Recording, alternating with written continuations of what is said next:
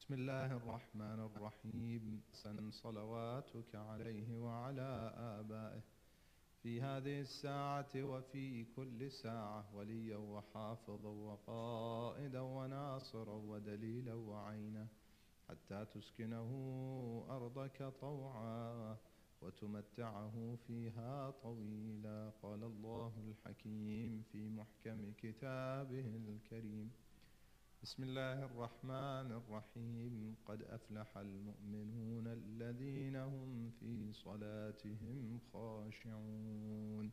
آمنا بالله صدق الله العلي العظيم. اللهم صل على محمد وعلى محمد. Dear mu'mineen and mu'minat, brothers and sisters, Assalamu alaikum wa rahmatullahi wa barakatuh. May Allah subhanahu wa ta'ala bless all of us, inshallah, in this evening as we do come to an end of another Friday, and we are saddened by the fact that we're still not reunited with our Imam Ajalallah Ta'ala Farajahu Sharif, and we pray that it happens during our life, in our time, and sooner, inshallah, for the believers and the oppressed to be relieved by Allah subhanahu wa ta'ala and through the hands of Waliullah Al-A'zam Al-Hujjat ibn Al-Hasan in our time, inshaAllah. One of the ayat that often makes us reflect in Surah Al-Mu'minun is, or some of the ayat are the beginning of this surah, which our dear brother recited beautifully from the beginning of Surah Al-Mu'minun, when Allah subhanahu wa ta'ala reminds us of what the real victory is. قَدْ أَفْلَحَ الْمُؤْمِنُونَ. So what is this real victory? Victorious are the mu'minun, are the believers. Victory is not a financial gain. Victory is not a territorial gain. Victory is not a transaction-based victory. Victory is when one is closer to Allah subhanahu wa ta'ala, when one succeeds in their journey to Allah subhanahu wa ta'ala. That is the real victory. And that victory then is defined with certain actions. Iman is not a concept. Iman is faith reflected in action. And so Allah subhanahu wa ta'ala, immediately after saying victorious are the believers, He defines some of those actions that make them believers. One, or the first one, He says, الَّذِينَ هُمْ فِي صَلَاتِهِمْ خَاشِعُونَ. They have khushu' in their salat. Therefore, they're not just claiming to be believers. They don't just stand up to pray because this is what Islam prescribes. And I want us to all to reflect on this, because a mu'min is then defined in this surah, and we have to then do our own assessment of our own iman. Am I a mu'min or am I not a mu'min? And what is the assessment based on? It's based on the description given by Allah subhanahu wa ta'ala, by the Almighty. He is giving us the description of who is a mu'min. In other words, if I'm not this, I am not the real mu'min. I have not achieved that level of iman. The very first one is الَّذِينَ هُمْ فِي صَلَاتِهِمْ خَاشَعُونَ. They have khushu' in their salat. What about somebody who believes in Allah subhanahu wa ta'ala and stands up and pray, yet they don't have khushu' in their salat? What happens to them? In their salat, they're looking everywhere. They pay attention to everything. Now, looking everywhere, you might say, but that invalidates salat. No, if you don't turn your neck or turn away from the qibla, it does not invalidate your salat on a jurisprudential level. But on a spiritual level, if I am not paying attention to what I'm saying and what I'm doing in my salat, rather my mind and even my eyes and my ears are everywhere and I'm on autopilot, auto mode, completely, in the sense that I just utter what I've memorized and I've said over the years, all my life, and I'm describing myself here. It seems to me that's what I am. Unfortunately, we have to be very careful. Most of us, when we stand up for salat, we go on autopilot. Okay, Allahu Akbar, and from then on, even the Allahu Akbar, even the takbirah is autopilot. The whole salat is autopilot. The whole salat finishes and I don't even remember what I did. And yet, in my salat, I'm thinking of everything else. From business transactions, to relationship issues, to problems, to neighbors, many things, children, parents, all these things come to my mind. Yet, there is no real concentration and presence of the heart, which is in fact khushu'. Khushu' in salat is the presence of the heart. Khashi'un is their humble, not physically but spiritually, because khushu' is not the khudu' part. Khudu' factor is the humbleness in the body, of the body. Khushu' is the heart. That's one. Is that the only condition of faith? It is not the only. Then the ayah continues, وَالَّذِينَ هُمْ عَنِ اللَّغْوِ مُعْرِضُونَ. What is laghu? There are so many different interpretations and tafasir that have described laghu. What is laghu? Some say laghu refers to gatherings that are wasteful, waste of time. People gathering, you want to call it saharat or call it baraza or call it whatever, it depends on the culture and the language. They get together and let's say, getting together and just chit chat, but there's no essence, no fruitful discussion.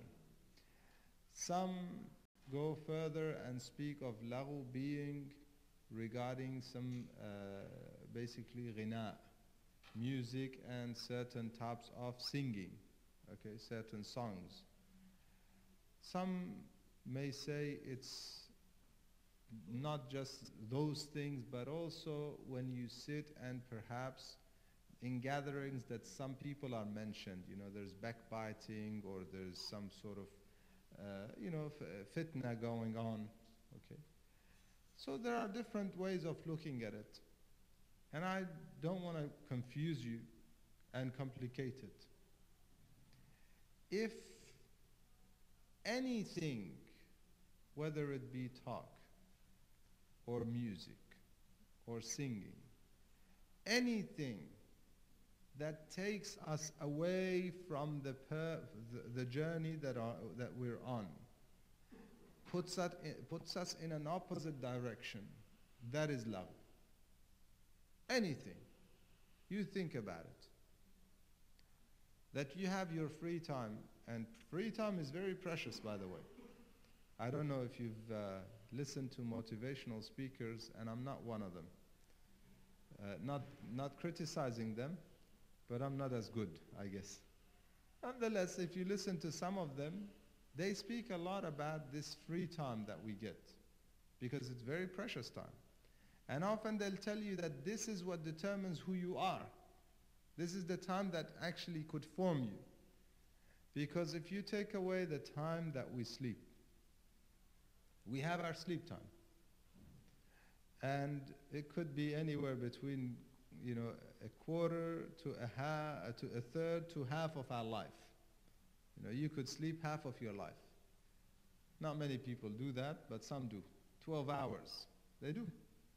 You sleep 12 hours a day, you've slept half of your life. You sleep 8 hours, you've slept a third of your life. You sleep 6 hours, you slept a quarter of your life. So minimum is a quarter. Take that quarter out. Take the childhood out. That is not the time that you cannot consider that to make you who you are. And perhaps it has effects on who you are, but how productive you are in life and how effective you are in life And how far you go in your journey is not determined through those initial years of childhood.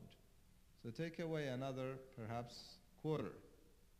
So that's already half or more, depends on how much you sleep. And then take away, at least in your adult life, another third for working. Now I'm not adding the travel time, yeah? A third, the 8 hours, 8 or 9 hours, depends on your, how many hours you go to work. That is another third of your life. What are we left with? Much left? Huh? Already half plus a third. We're left with less than 20%. Am I correct? Yeah, calculation. Mathematicians here. Less than 20%, maybe 18%. Okay? Now, out of that, how much time do we spend doing personal hygiene and cleanliness and whatever else? How much time do we spend basically bathing and whatever? I don't want to use the terms, but you know what I mean. Okay? How much time do we spend eating or preparing our food? Okay? So you add all that on a daily basis. Do we really have much left? 5% maybe? So those 5%, the free time that you have for yourself, that you can through it perhaps gain knowledge, do some reflection, sa'atu tafakkur, better than 70 years of ibadah. Sit and do tafakkur. How do I get closer to Allah subhanahu wa ta'ala? Who am I? Why did He create me? Where did He put me? Why am I in this country? Why am I in this world? What is my role? So I can reflect on my life. I can redirect or, basically reorganize myself and have a better direction in my life. All of these things happen in this time of tafakkur or gaining knowledge, because without knowledge you cannot travel to Allah subhanahu wa ta'ala. إِنَّمَا يَخْشَى اللَّهِ, Allah subhanahu wa ta'ala says the only ones that fear Him and have khashya and are traveling towards Him, are conscious of Him, are who? Ulama, min ibadihi al-ulama. The ones with knowledge. So we require knowledge. How much time do we have to do all that? Not much. And that free time, if you do not utilize it in gaining qurb ilallah, this is lahu. This is what I'm trying to say. Whatever you do in that time that you have, if it is not towards Him, it's against. It's with us or against us. That works here. You're either traveling towards Him or you're going backwards, because time is passing and that is going backwards. If you're not, and that is the real meaning of Man lam yakun fi ziyadah fahuwa fi nuqsan. Imam Ali alayhi salam says, if you're not increasing, then you are decreasing, because time is passing. So you are in nuqsan, in other words. وَالَّذِينَ هُمْ عَنِ اللَّغْوِ مُعْرِضُونَ. They realize that this is not taking me towards Him, therefore it's taking me in the opposite direction. If I'm not gaining, then the few minutes a day, okay, you can count them by the minutes, I would say, that you have in terms of the free time. If it is not used in gaining knowledge, in doing tafakkur, in sitting in majalis al-ulama, why is it recommended to sit in a gatherings of scholars or to look at a scholar and nadar? And I'm not calling myself one, I'm only a student. But to sit in a gatherings of scholars, to all of these things, because otherwise if I'm not doing this, what are the alternatives? Then as humans we want to fill our times with something. Therefore, alternatives could become for children or for younger ones nowadays this very popular game that is happening. Some of you know the name very well. It is amazing how it's become worldwide. Worldwide famous, everywhere. Okay. I received recently a letter from, or a picture of the letter from a school in Lebanon, to the parents, be aware of a couple of these games, the fighting games or whatever, Fortnite and whatever else. Okay, be aware of them and all the addictions and the problems and so on. It's worldwide. Why? Because this is what I call laghu. For them, if there is no time to be used in the right direction, that spare time gets used as laghu. And it's very unfortunate. They'll tell you, we need, some breather or a break. Well, go get some exercise, get some activity. That is not a break. That is for the younger ones. And I'm not only speaking to them tonight, because we look at ourselves as elders, okay? And again, I'm speaking to all of us, including myself. And it's a reminder for all of us. So we have some spare time, okay? It's not a night that we go to the center. It's not a night that we have certain, it is a free time, okay? We're not sleeping early, it's a Friday or a Saturday night. What happens then? The TV goes on, and we do another kind of laghu. This laghu may apply to elders as well, okay? And we get hooked to, when I say games, some elders are victims as well. We have some elders who play some of these games. I know, some 40-plus-year-old hooked and addicted to another game, Candy Crush or something, on their phones. They spend hours on it. This is laghu. This is literally laghu. How does it get me closer to Allah subhanahu wa ta'ala? How does it get me focused on my journey? Or am I just trying to pass time? Some adults are hooked on Facebook. Okay, scrolling in Facebook. That's another type of laghu. You might say, well, I read a hadith there, I see some good things there, whatever. Maybe you're only subscribing to great forums where I'm not denying that is a possibility, but make sure we're not giving excuses to ourselves, our nafs. Because nafs and shaitan are very strong, okay? So don't allow them to give you excuses. Because that is another type of addiction. Believe it or not, the Muslim world today, and even the Middle East, has diseases and problems because of these things. Family issues, affairs, divorces, parents and children issues, all of these addictions and problems, all of that is laghu. These are laghu, my brothers and sisters. It is not getting me closer to Allah subhanahu wa ta'ala in the prime time, the valuable time that we have.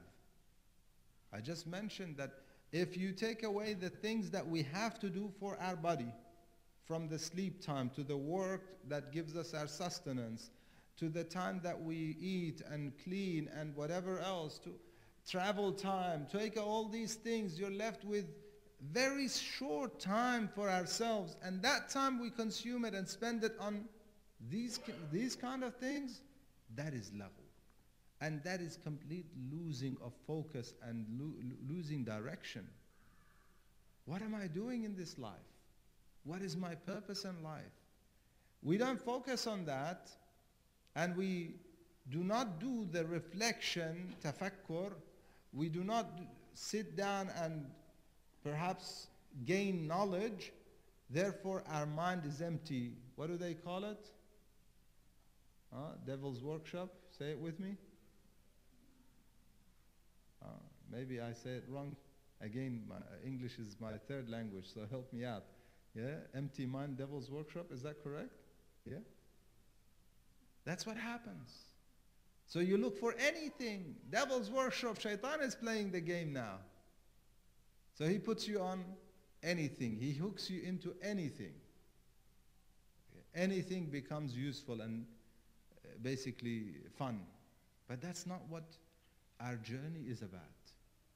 And that is why Allah subhanahu wa ta'ala, immediately after, الَّذِينَ هُمْ فِي صَلَاتِهِمْ خَاشِعُونَ, He says, وَالَّذِينَ هُمْ عَنِ اللَّغْوِ مُعْرِضُونَ.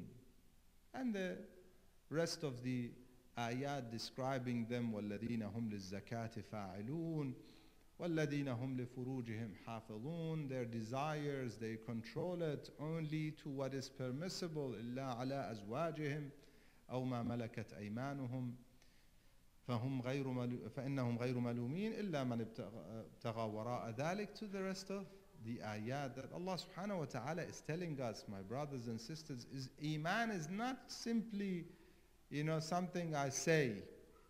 Earlier, our young, I call him Batal, he very confidently gave a beautiful presentation of summarizing the faith. But that is the theory. What about the practice? Based on the Day of Judgment, there is also practice. The Imams are to lead us on the path. Therefore, we follow their leadership. Therefore, we live by their example. And that is the amal, Iman and amal. They come together. They're not separable. You cannot say one has faith but has no action. Doesn't work like that.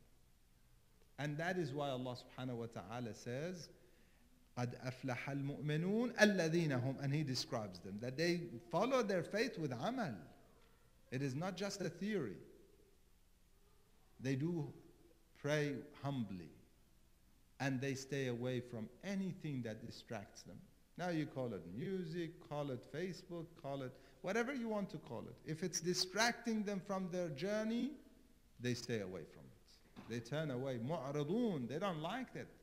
They turn away from it. We ask Allah subhanahu wa ta'ala to help us turn towards Him and focus on our journey to Him. Inna lillah wa inna ilayhi raji'un. We do return to Him. So think of the moment that we stand in His court and we are judged. We ask Him to make us aware of our journey and our standing on the Day of Judgment, wuquf fi yawm al-qiyamah. We ask Him to make us amongst those who listen to what's said and follow what's best. And in this evening, we ask all mu'mineen and mu'minat to remember those who passed away. We ask Allah subhanahu wa ta'ala to send mercy to the souls of marhumeen and send the blessings and mercy and the rewards of Surah Al-Mubarakat Al-Fatiha to all their souls with the salawat ala Muhammad wa ali Muhammad. Allahumma salli ala Muhammad wa ali Muhammad. Bismillah ar-Rahman ar-Rahim. Alhamdulillah Rabbil Alameen ar-Rahman ar-Rahim. Maliki yawmiddin. Iyaka na'budu wa iyaka nasta'in. Ihdina as-sirata al-mustaqim. Sirata alladhina an'amta alayhim. Any questions?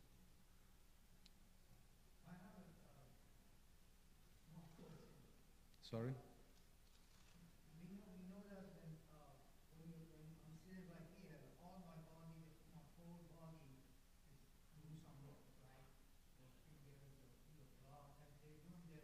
Yes. How can I tell when I stand in front of God, and I'm pretty sure that you probably get what I'm saying, but when I'm standing in front of God and making salah, how can I tell my brain, do salah, don't stop? I mean, your mind, your brain is doing its work, it's thinking. And how can I make it silent? Does that make sense?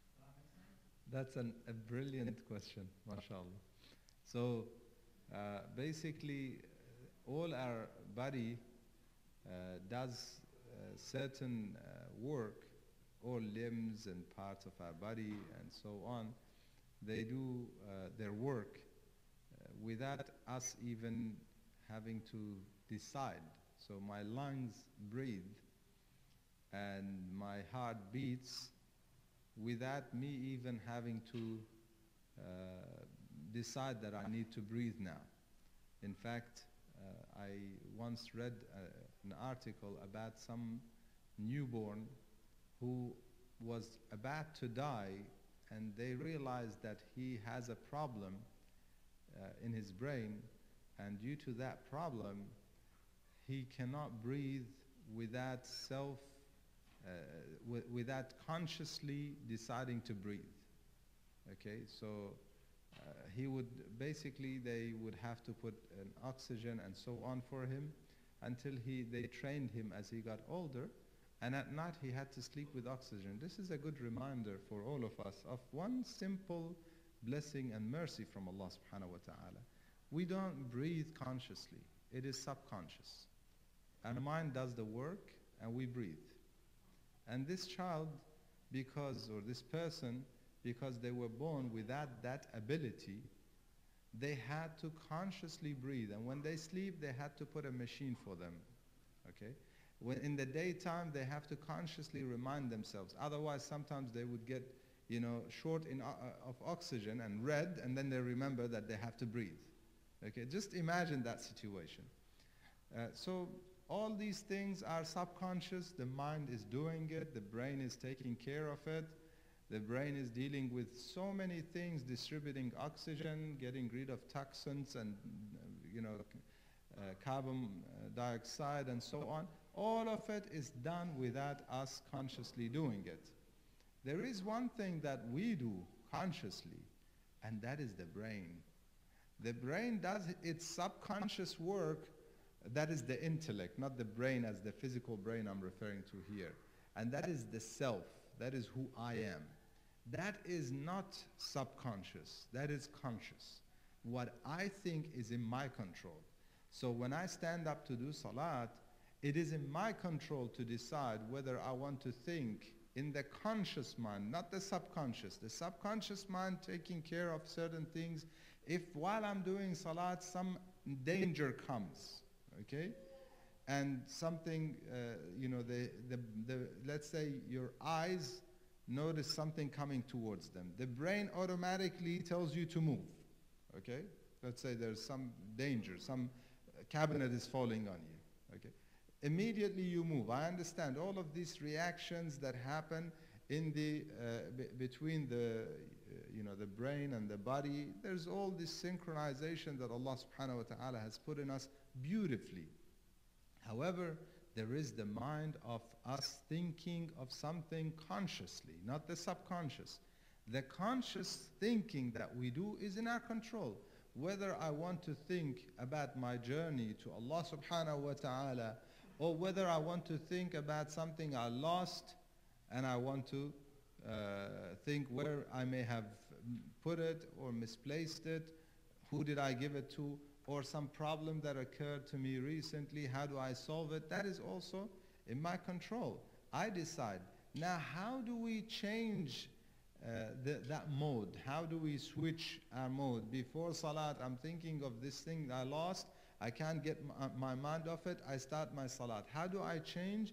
Our scholars give us, through the ahadith and through the teachings of Ahlul Bayt and through the books of our scholars, we can learn some methods. One of them is that when you start preparing for salat, we start switching modes. Not when we say Allahu Akbar. That is too late. So the switching of the mode has to happen prior to that. So as I'm doing wudu, I start focusing on wudu. I start doing the dua, reciting the dua of wudu. That also helps with reflection again. Okay, reflecting on the dua of the wudu. Allahumma bayyid wajhi yawma taswaddu al-wujuh. Araf salan, now I'm on the day of judgment, and some faces are going pale and some faces are bright. Ya Allah, make me amongst those who have a bright face, not those who go pale because of the fact that they're saddened and struck with, the shock of being amongst the bad ones, evil ones. So I'm thinking of that journey. Oh Allah, give me my book in my right, don't give me my book in my left. Make my feet steady on the sirat. Allahumma thabbit qadamaya ala sirat. Then as I'm walking humbly towards salat, in the narrations we are told that it's recommended to walk slowly and humbly towards salat. So then when I start my salat, Allahu Akbar, when I do my adhan, some people don't do the adhan, don't do the iqamah, immediately Allahu Akbar. This is, again, you're missing out on so many preparatory actions that get us in the mode of salat, switches our mode so that we go from worldly to spiritual mode. All of this is, if we take advantage of those teachings and also the dress code, okay, the libas of musalli. Some people, they take their خُذُوا زِينَتَكُمْ عِنْدَ كُلِّ masjid. one of the meanings is every salat. Not every masjid that you go to, every salat. Every time you do sujood, wear your zina, wear good clothes. Don't just stand up and pray with anything. Okay? Tahir, and even good scent. That is why salat with perfume is more rewarding than salat without perfume. Okay? All of these things together, they make me in a better mood so I can think of my journey rather than thinking of worldly things. That's my humble response to that mind that does its work. I know it does. Alhamdulillah. So inshallah, no more questions. We'll conclude. صلوا على محمد وآل محمد. اللهم صل على